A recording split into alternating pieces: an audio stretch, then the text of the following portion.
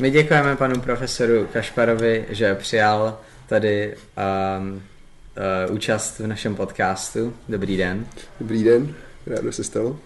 My pro vás máme spoustu krásných otázek, tak můžeme rovnou začít.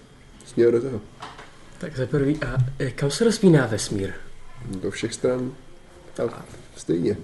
Do všech stran, ale kam? No, co je na těch stranách? Kde končí? Co je No, za tak tím, to je co pak končí? otázka, co je, že ten představa moje, ale ptáte se člověka, který není ani fyzik, natož pak astrofyzik, ani nic podobného, je taková, že je nekonečný, tak nemá smysl uvažovat jako jeho vnějšek. Když pádem dokážu vám říct směry, ale jako nedává dobrý smysl mluvit o tom, co nahrazuje, že jo, tím rozpínáním. To je asi ten rozdíl oproti tomu, tí představě, že nafukuju balónek a rozpíná se a u toho sice se jako taky vlastně, že do všech stran stejně a jde si představit, že ty body na tom balónku se vzdalují, tak jako nám se vzdalují galaxie okolo nás, ale ten balónek je jedna část našeho prostoru, když to ten vesmír je asi všechen náš prostor. Viděl jste nový film Aquaman? Bohužel ne. Plánujete se na něj podívat? Jako asi ne v brzké budoucnosti celkově jako moc nejsem filmový fanoušek, což není jako, že bych měl něco proti jakýmkoliv tvůrci nebo žánru, ale spíš jako samotné médium mě úplně nebaví. Že víc si užiju návštěvu galerie nebo divadla a méně situaci, kdy vlastně mám ty věmy jako spojený. Pak nevím, na co se dívat dřív. Proč nelze dělit nulou? No, to je taková těžká otázka do audia, když to člověk nemůže napsat, že jo, tu rovnici. Ale pokud bychom měli jako, vezmeme si číslo třeba 6 děleno nulou, dostali bychom výsledek. No a pokud bychom chtěli udělat zkoušku, tak ten výsledek krát 0 by měl být 6, ale cokoliv krát 0 je 0. Takže to není dobře definovaná operace. Snad se posluchač nestratí. Tak snad ne. Můžete dokázat, že nula existuje?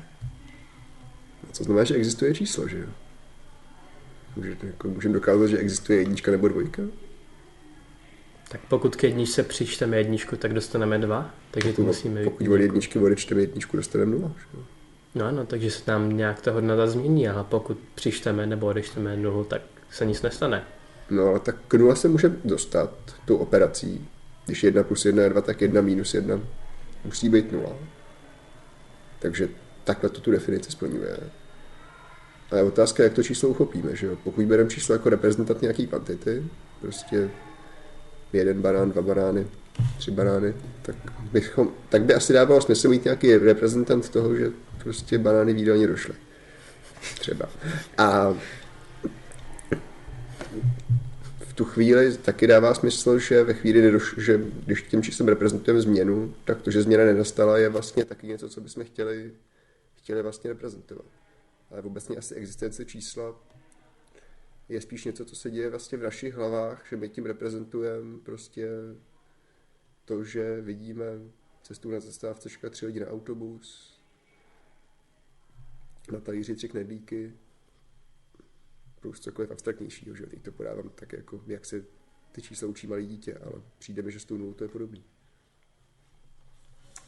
Věříte, že dělení nulou bylo prohlášeno za nemožnou operaci pouze proto, že kdyby byla možná, tak by jsme dokázali, že matematika nefunguje?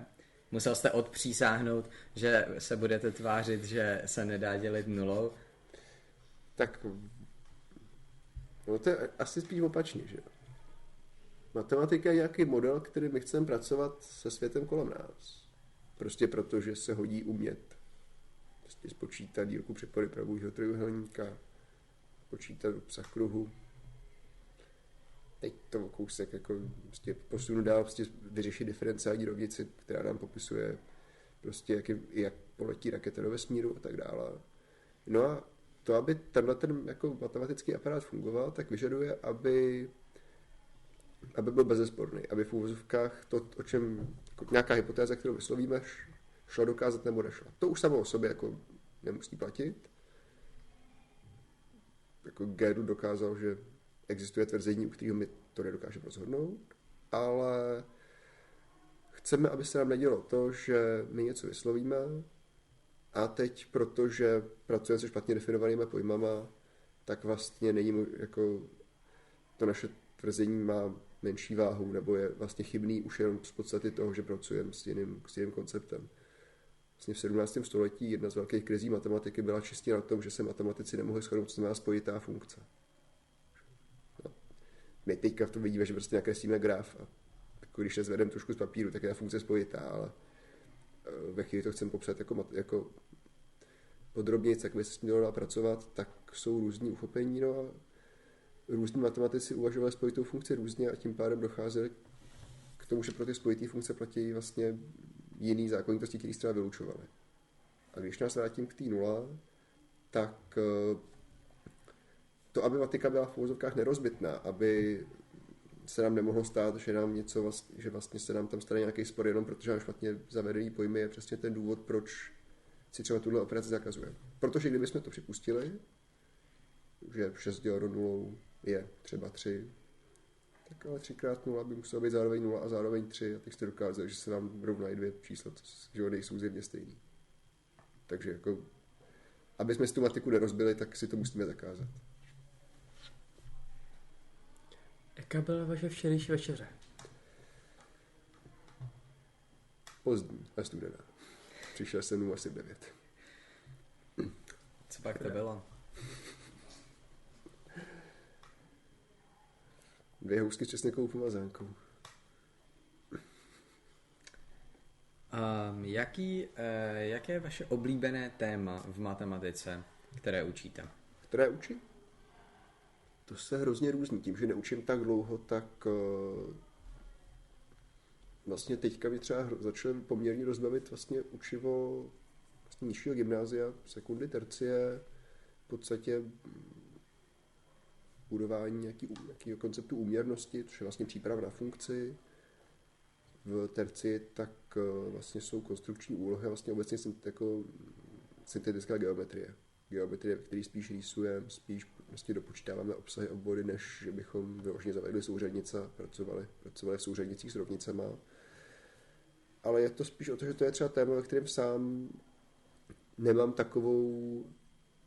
takový náskok před studentama, prostě protože to je věc, která se pak dál vlastně v té matice moc už neprohlubuje. Takže vlastně tam můžu mít radost nějakého poznatku, který i pro mě je vlastně třeba nečekaný a tak dále spolu se studentem. Takže, což je na tom učení vlastně to krásný, že? To, že vlastně člověku spojí ty dvě myšlenky, to, že mu tomu pomůžu. Mě jako matematika bavila asi jiný témata, ale učím kvůli tomu, aby to bavilo i ty studenty. A proč jste se vybral právě matematiku? Já jsem dlouho nevěděl, co studovat. Já jsem vlastně v Oktávě podal přihlášky na poměrně hodně vysokých škol s tím, že jsem přemýšlel, co mě tak lákalo. Bavila mě hodně geografie, takže jsem si říkal, že prostě jít na přírodovědecké fakultě přímo jako na geografii nebo na učitelství, protože jako učit mě tak nějak bavilo jako asi vždycky, poučoval jsem jako celou střední, tak že by to mohla být jako zajímavá možnost. No a zároveň jsem si říkal, že jako baví mě toho poměrně hodně, ten záběr mě rozširoký, no a že z těch všech oborů, co by šlo studovat, tak jako tak nějak amatérsky prostě si udržet přehled v zeměpise, v literatuře docela šlo. Udržet si amatérský přehled v matice moc nejde. Tak mi přišlo, že to je něco, u čeho bude lepší, když mi to někdo objasní a když to teda vystuduju jako formálně s tím, že to, co mě zajímá dalšího, tak jde si v tom držet nějaký přehled i bez té vysoké školy. Takže vlastně přišel jsem k tomu takhle úplně náhodou. A co se týče učení matematiky, protože doučoval jsem hlavně matematiku, tak tam to je spíš vlastně přirozená potřeba, protože doučování literatury nebo zeměpisu si u vás nikdo neobjedná. Doučování matematiky, tak tam je jako o to byl řekněme větší zájem, takže jako tím jsem měl v hlavě prostě v tu chvíli srovnanou matiku celý střední školy, tak jsem jako tak nějak docela tušil, že tu výšku asi zvládnu. A jaké je vaše oblíbené číslo? Já ho asi nemám. Pro mě jsou to všechny, jako všechny by měly být asi v tomhletom, jako... Když vám někdo řekne, vyberte si číslo, tak neřeknete přímo nějaké jedno oblíbené? Tak to budu střídat, nebo řeknu jako datum, nebo případně tak člověk pak říká ty čísla, který uvádí často, čili prostě nějakou číslici z data narození mýho, nebo jako někoho z rodiny. Ale vlastně přijde mi, že v něčem hezký jsou ty čísla, které v něčem jako tu matematiku posunuly. Takže jako klasika může být odmocněna ze 2, ale vlastně u libovolného iracionálního čísla můžeme dokázat, že je iracionální, nebo minimálně u libovolní odmocniny. Tam to jde snadno. To byly ty první čísla, u kterých se to lidem povedlo dokázat, že teda fakt nejdou zapsat jako zlomek. Což tu matematiku vlastně obrovsky posunulo. Že? Šlo by říct pi nebo jiný číslo, který není ani algebraický, že nejde zapsat jako řešení nějaký jako algebraický rovnice. Ale asi bych neřekl, že to je jako oblíbený číslo. Je to jako číslo, které v něčem posunulo ten obor, co učím.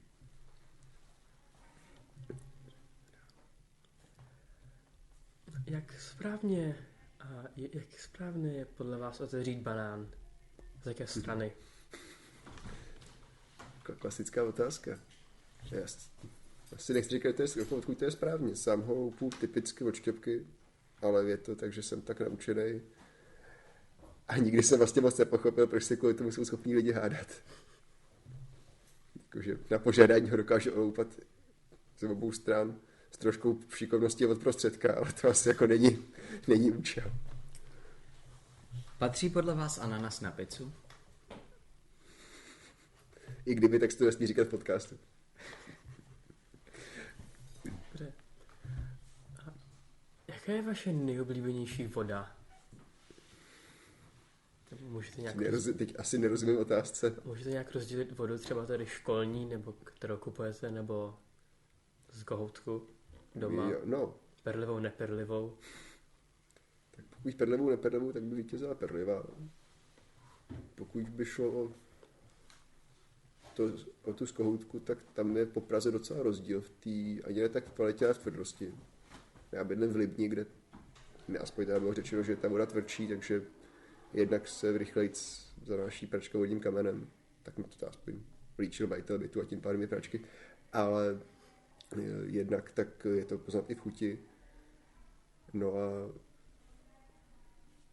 a pokud někam nahoře, tak je lepší si vzít sebou minerálku kvůli těm minerálům, ale jinak v tom asi nejsem úplně vyhraněný. A když bydlíte v Libni, proč jste si vybral právě Nový Pork a ne Pork Libeň? No, je to docela jednoduchý. V Libni, Libeňský Pork je maličký, tam vlastně matiku učí 2 lidi, plus já tam mám seminář teďka. A vlastně oba dva tak učili už mě před těma 7 lety, jsem tam maturoval a i dlouho předtím. A v podstatě jsou tam spokojení, učí tam oni a jako není důvod, proč bych tam měl místo nich učit já. Takže učit na Porgu mě lákalo a tím pádem ve chvíli jsem se dozvěděl před tím rokem a skoro 2 lety, že Nový Pork hledá matikáře, tak jsem sem poslal životopis. Ale jako nebyl to výběr Nový Pork versus Pork Libeň, byl to výběr Nový Pork versus škola, který jsem učil předtím. Vy jste studoval na Porgu Libeň? Já jsem studoval na Porgu Libeň, ano. A neplánujete někdy přijet do Prahy, když se vyučíte tady? Prosím? Co? Jsem asi neproměl. Libeň je taky v Praze. No, ne. Neznám si jsou. Ano, Libeň. To byl už asi vstřihce, no. Ano.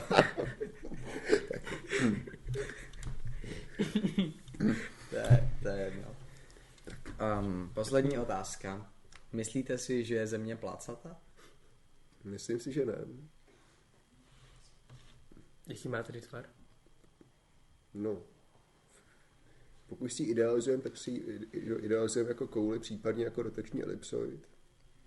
Protože vezmeme elipsu, umístíme ji těma sploštělejma, těma vrcholama, kterých se jeví placatější do pólů a kolem toho jsme jakoby zrotovali, prostě protože reálně ten geoid, což je, tak se říká tomu tělesu, jako ne úplně pravidelný, takže což není moc vhodný, proto s tím něco počítat, že jo. No. Vy věříte této teorii, že Země je elipsa? Nemyslíte si, že je to pouze něco, co nám říká stát, aby jsme neskoušeli hledat konec? Spíš elipsoid než elipsa, že jo? Elipsa byla dobrá naštívka, ale řekněme, že důkazů jsem k tomu viděl poměrně dost. A zároveň si myslím, že jsou povolanější jedinci, aby vám je tu přeříkali. Dobrá. Vší krása. My moc děkujeme, že jste přijal pozvání do našeho podcastu. Rádo se stalo.